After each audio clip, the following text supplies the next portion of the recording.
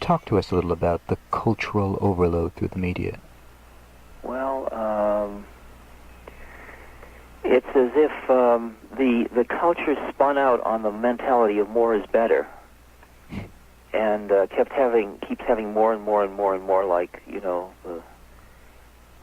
with sexual freedom and the movie The Godfather and and the dope and the cars and the style of living. And the finiteness of it all becomes first a despairing thing and then a freeing thing. It's despairing when you got all your eggs in that basket. But if you're only 18 or 19 or 20 when it happens to you, you don't have so many eggs in so many baskets. And you're really ready to realize you don't have to spend the rest of your life, working in a factory in order to earn enough money to have a $10,000 something or other to make it, because the finiteness of it all becomes kind of apparent.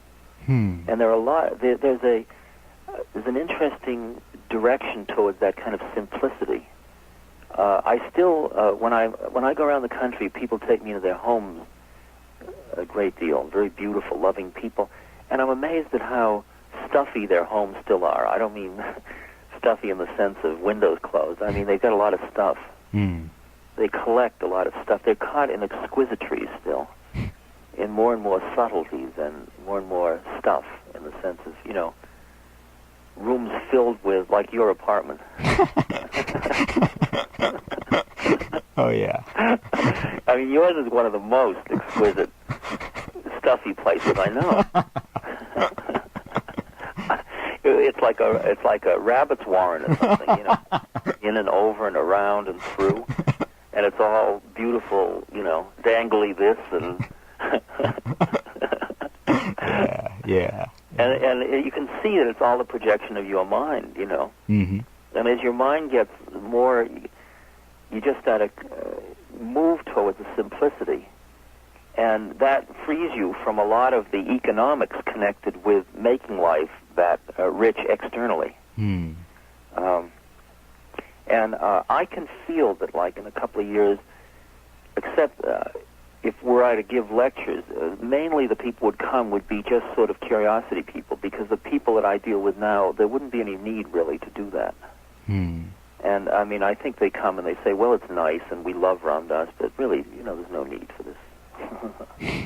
I'm being sort of, working myself out of existence that way.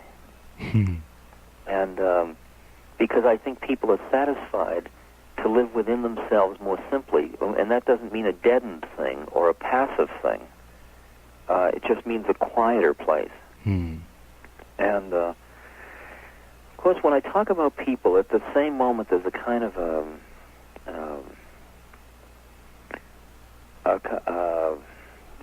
like a philosophical place in me, or an understanding that it's always a very there's something in me that knows that it's always a small percentage of people in a society that ever really seem to awaken at any point, or are becoming awake. Like, for example, if you look at the drug movement in America, about 90% of the people that turn on just to get more, to take everything and make it more. And only about 10% use it to get free, internally free. And I think that's okay. I mean, this isn't good or evil. It's merely a statement of the probabilities. And I think I'm always dealing with those 10%, except in airports when it's a much more superficial thing.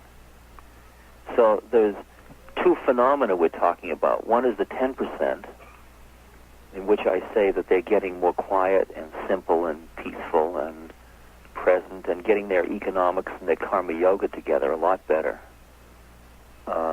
They're learning how to wrestle with daily life without getting freaked out by it.